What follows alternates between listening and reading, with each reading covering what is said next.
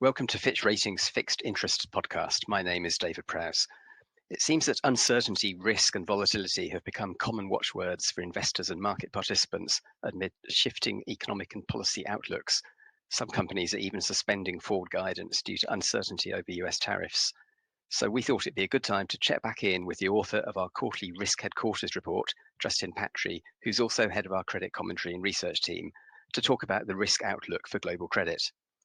Justin, how has the risk environment for global credit evolved since the first quarter? Well, thank you very much, David. In short order, the general risk outlook has worsened, with U.S. tariff uncertainty being the principal driver. I don't think that's going to come as a surprise to many people.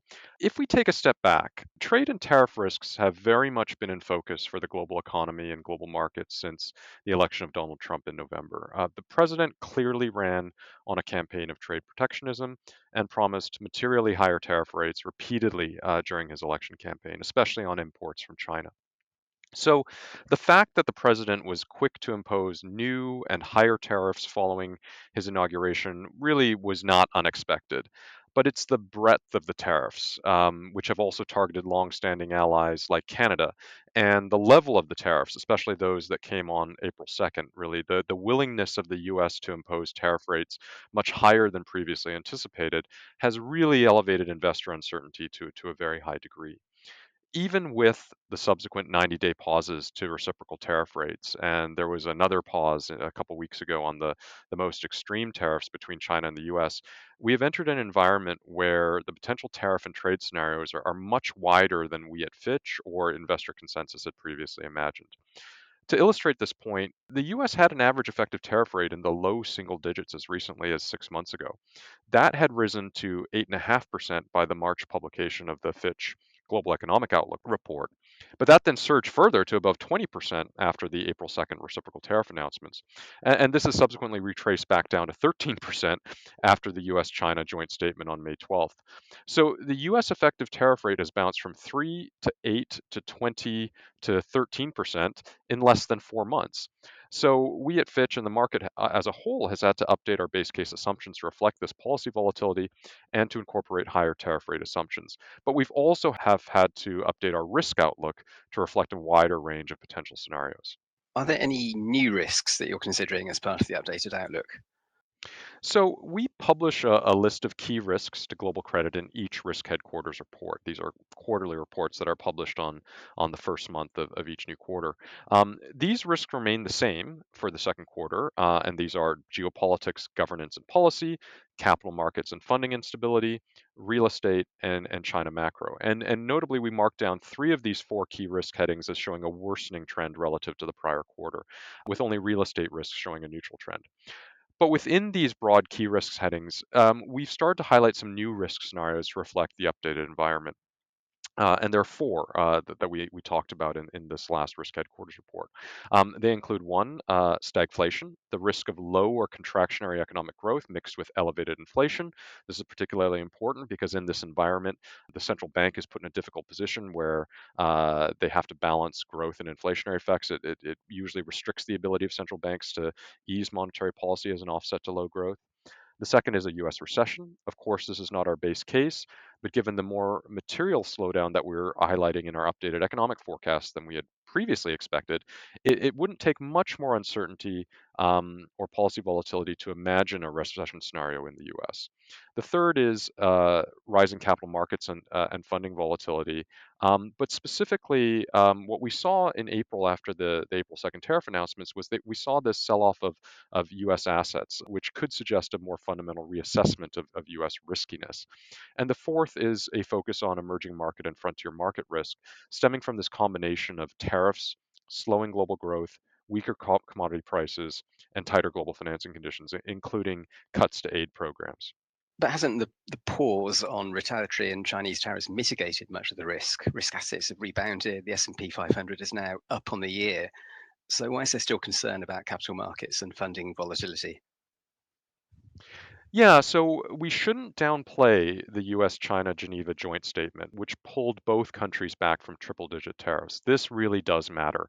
It significantly reduces the US tariff rate from over 20% to around 13%, and it signals that there is room for negotiation, as was the case for the pause on reciprocal tariffs, which applied to dozens of other countries around the world. So it's important to recognize that this is significant, and there is potential for a very positive macro and market scenario in which trade deals are signed and the risks of a tariff driven economic deceleration and large scale supply chain disruption is avoided. And of course, the market recovery we've seen since then is certainly positive for credit funding conditions. So I don't want to downplay or ignore that. But the volatile moves that we saw in April demonstrated the vulnerability of capital markets to policy driven moves. And I don't think that risk has fully gone away. The especially worrying issue, as I mentioned before, was the way US asset classes reacted, where we saw at one point a triple sell off in equities, government bonds, and the dollar. That traditionally does not happen, where a jump to safety away from risk assets, such as equities, usually benefits traditional safe haven assets like US Treasuries and the dollar.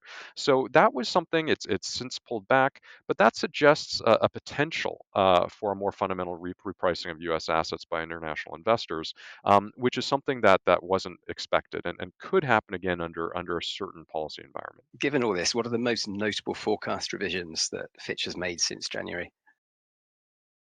Yeah, so of course, our base case economic forecasts have been changed. We've seen a reduction in our U.S. and global growth forecasts for 2025, but we've also revised up our U.S. and European leveraged finance. So that includes high yield bonds and leveraged loan. We've revised up our default rate forecasts to reflect the weaker macroeconomic outlook and weaker market conditions. We recently published our global structured finance asset performance and forecast monitor report, which includes some asset performance outlook revisions to an expectation for deteriorating asset performance across many structured finance sectors, especially in North America. And more broadly, we've started to make mid-year revisions to our sector and asset performance outlooks beyond structured finance. These are not rating outlooks, but rather they're an indicative assessment of our expectation for a sector's core credit drivers and operational environment. But we've already started to see some high-profile sectors, including global autos, global leverage finance, U.S. retail, move from a neutral sector outlook to a deteriorating outlook for 2025. And has any of this translated into material ratings movements?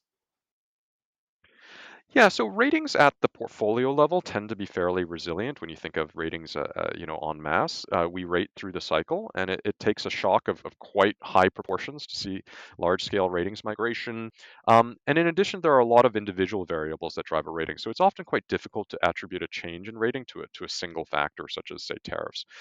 That said, there have been some rating downgrades and outlook revisions in sectors that have larger direct exposures to major policy changes, such as with regard to tariffs. There have been some downgrades in the auto sector and airlines, for instance. An interesting example of an indirect effect having a ratings effect recently was with Taiwanese life insurers, where we placed 5 companies' insurer financial strength ratings on Rating Watch negative. So that's not a rating change, but a change to Rating Watch negative. This was due to increased risk to capital and earnings following the sharp appreciation of the Taiwan dollar, which in turn was at least partially linked to trade talks with the US. So there have been some kind of targeted areas where there have been either outlook or rating watch revisions or some downgrades that have been related due to the primary or secondary effects of US tariff action. And finally, is there anything else you think we should know about global credit risk heading into the second half of the year? Yeah, I think the last time we spoke in March, I concluded by warning about the risks of a trade war escalating out of control, especially given how emotional and blunt an instrument tariffs can be. Well, we came very close to this in April, and we've managed to pull back from the brink with the retaliatory tariff pause and the China-U.S. joint agreement in Geneva. But at the risk of repetition, I think I would continue to flag this for the second half of the year even with the positive signs of deal making through the latter half of April and early May, there remains tremendous uncertainty with regard to the end state of the US trade agenda. And there still is a lot of risk in how negotiations play out. And so the range of scenarios for the global economy and for global credit remains quite wide. Okay, thank you very much, Justin. And as always, thank you very much to our listeners.